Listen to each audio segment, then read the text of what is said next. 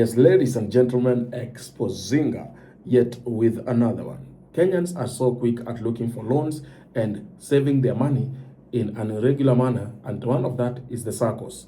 If you thought your money was safe in the SACCO, wait until you hear the 14 billion saga that the DCI has just unveiled, and it is the officials of the so-called SACCOs. So if you hear some of the names here and you are in their SACCO, you better make sure that you get your money as quick as possible, because they are out on a bond of 200,000 each, and we are talking of 14 billion.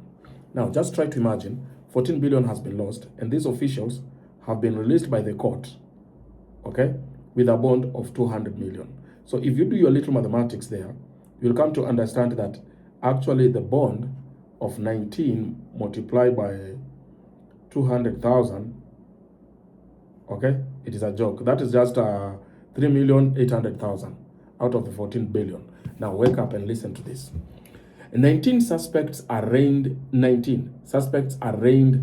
in 14 billion SACCO, not saga, SACCO fraud scandal. Detectives from the Directorate of Criminal Investigations, DCI in quotes, Headquarters Investigations Bureau, have today brought before court 19 individuals linked to a sophisticated fraud scheme that saw a SACCO lose over 14 billion. The matter came to light after the SACCO Society's regulatory authority submitted a formal request to the DCI urging an inquiry into serious allegations of financial misconduct and embezzlement of SACCO officials. An immediate investigations unveiled a web of deceit where SACCO officials acted in concert, blatantly violating their fiduciary duties. They manipulated financial records, irregularly transferred members' funds, unlawfully disbursed loans, and failed to account for a significant amount entrusted to their care. Two interconnected fraudulent schemes were identified. The first saw a decade-long manipulation of loan disbursement figures from 2012 to 2021, leading to fictitious loans totaling to an astonishing of 13 billion 483 million 350,322 shillings. And the second scheme involved illegitimate formation and operation of an investment cooperative society limited. This was a facade that allowed officials to divert SACCO funds, misappropriating 750,766,304 under the guise of land acquisition and investment opportunities in Kitengela. If you've been buying lands in Kitengela, kindly go to the Ministry of Lands, confirm who was the owner of that previous land before you owned it or before the SACCO sold to you, because probably they never did any investment of lands. Okay? Go check out if you had your land in Kitengela, you bought it through a SACCO or a SACCO sold you that land. You might be in trouble. Okay? The suspects, comprising former and current officials of the SACCO, include, now this is where you pay attention, because the names I'm going to mention probably might be coming from your SACCO or an individual you know. This could be your father, your grandfather, your husband, your mother, your grandmother, your daughter, and they are thieves. The names that I'm mentioning there, they are thieves.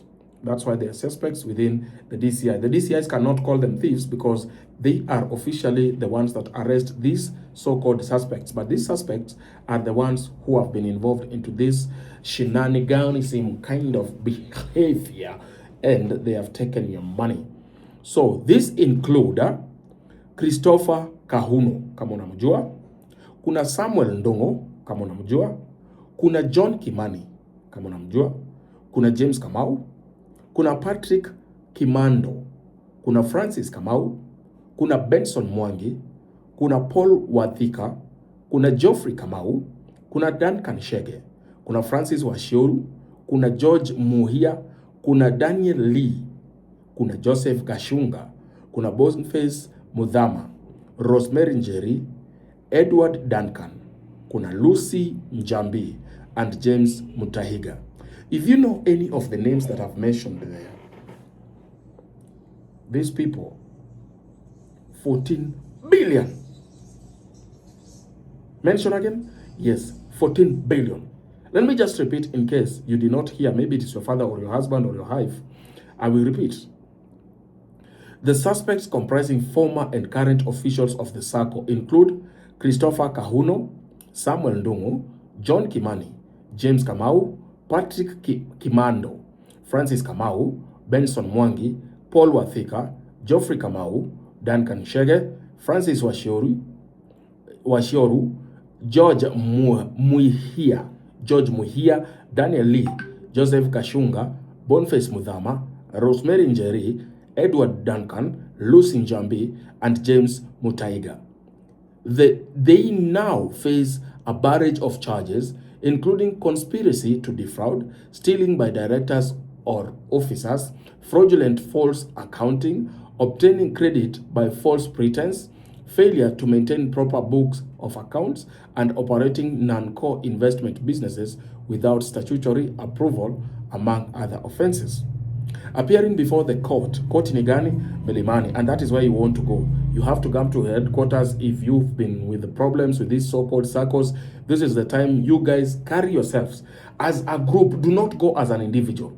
Check your circle, and if these officials are amongst the people you're suspecting, please carry everyone in that circle.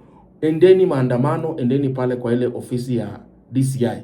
Patianeni statement zenyu, so that the case can be heavier and heavier, and these guys will have to produce that money. Do not go acting as an individual. This is serious. Okay? So where do they appear? They will be appearing before the Milimani court today. They had appeared, by the way, today. All the suspects pleaded not guilty. Imagine, to the 14 billion. I'm talking of 14 billion, not million. What are you looking at as if I'm saying of billion, of millions? I'm talking of billions. Yes. Take that, billions of Kenyan shillings. They have eaten your money. They are thieves. They have eaten your money. They are not suspects, they are thieves. Anyway, they have said they are not guilty.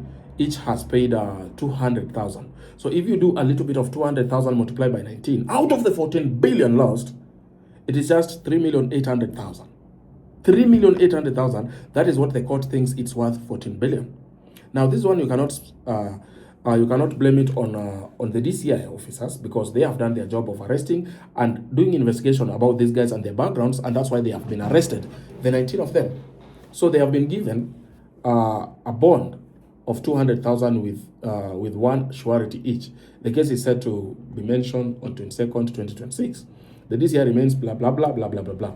Okay, so kama pesa yako umesumbuliwa na SACCO, just know watu walikula pesa yako. Na kama unafikiria ulinunua shamba Kitengela, this is the time you wake up, because mnaweza kuwa mnachezwa na hizo SACCO. Thank you so much guys. See you in the next time. Updates coming this way.